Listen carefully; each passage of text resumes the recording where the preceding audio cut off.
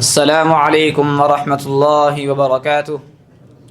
الحمد لله على إحسانه، والشكر له على توفيقه وامتنانه، وأشهد أن لا إله إلا الله وحده لا شريك له تعظيما لشأنه، وأشهد أن محمدا عبد الله ورسوله الداعي إلى رضوانه، صلى الله عليه وعلى آله وأصحابه وإخوانه والتابعين لهم بإحسان إلى يوم الدين. أما بعد، أيها الإخوة الكرام، نجلي إليكم في هذا الأوان موضوعا مهما، ألا هو العوائق في طلب العلم الشرعي في هذا الزمن. أيها المؤمنون الكرام، قال الله سبحانه وتعالى في القرآن المجيد والفرقان الحميد: واتقوا فتنة لا تصيبن الذين ظلموا منكم خاصة واعلموا أن الله شديد العقاب.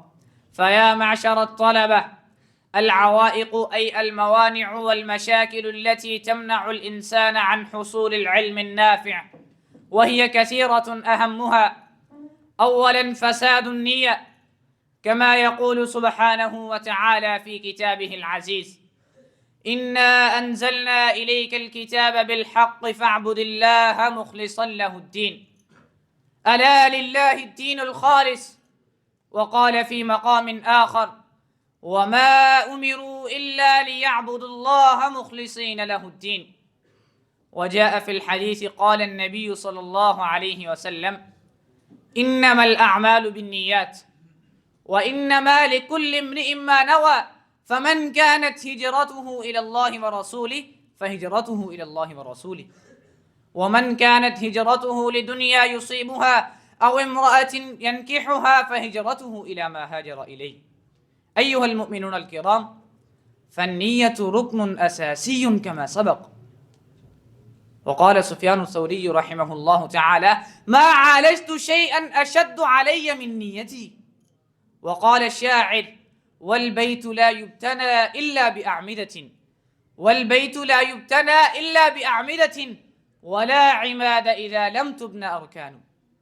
نعم يا أخي، ومن العوائق حب الشهرة والتصدر، كما قال النبي صلى الله عليه وسلم: إن أول الناس يقضى يوم القيامة عليه ثلاثة، إلى أن قال: ورجل تعلم العلم وعلمه وقرأ القرآن فأتي به فعرفه نعمه فعرفها. قال: فما فعلت فيها؟ قال: تعلمت العلم وعلمته وقرأت فيك القرآن. قال: كذبت، ولكنك تعلمت العلم ليقال عالم، وقرأت القرآن ليقال هو قارئ. فقد قيل ثم أمر به فسحب على وجهه حتى ألقي في النار، أعاذنا الله. قال الإمام أحمد رحمه الله تعالى: أريد أن أكون في شعب مكة حتى لا أعرف وقد بليت بالشهرة. وقال الشاطبي رحمه الله تعالى: آخر الأشياء نزولا من قلوب الصالحين حب السلطة والتصدر.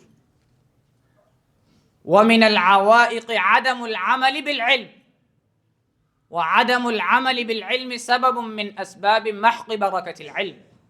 ولقد ذم الله سبحانه وتعالى من كان هذا شأنه، كما يقول: يا أيها الذين آمنوا لم تقولون ما لا تفعلون، كبر مقتا عند الله أن تقولوا ما لا تفعلون. وقال في مقام آخر: أتأمرون الناس بالبر وتنسون أنفسكم وأنتم تتلون الكتاب أفلا تعقلون. وقال يحيى بن معاذ رحمه الله تعالى: العلم والعمل قرينان لا ينفع أحدهما إلا بصاحبه. وقال سفيان الثوري رحمه الله تعالى: يهتف العلم بالعمل فإن أجابه وإلا ارتحل. ومن العوائق كثرة المعاصي والفتن، كما يقول سبحانه وتعالى: أحسب الناس أن يتركوا أن يقولوا آمنا وهم لا يفتنون. وقال: ولقد فتنا الذين من قبلهم فليعلمن الله الذين صدقوا وليعلمن الكاذبين. وقال في مقام آخر: إن الذين يحبون أن تشيع الفاحشة في الذين آمنوا لهم عذاب أليم في الدنيا والآخرة والله يعلم وأنتم لا تعلمون. كما قال الشافعي رحمه الله تعالى: شكوت إلى وكيع سوء حفظي فأرشدني إلى ترك المعاصي وأخبرني بأن العلم نور ونور الله لا نعم يا أخي، ومن العوائق في طلب العلم في هذا الزمن الاعتماد على الكتب دون المشايخ. كما قال الشافعي رحمه الله تعالى: من تفقه من بطون الكتب ضيع الأحكام. وفي الأخير أقول ما قد قيل قديما: من كان شيخه كتابه كان خطأه أكثر من صوابه. هذا ما عندي وبالله التوفيق، والسلام عليكم ورحمة الله وبركاته.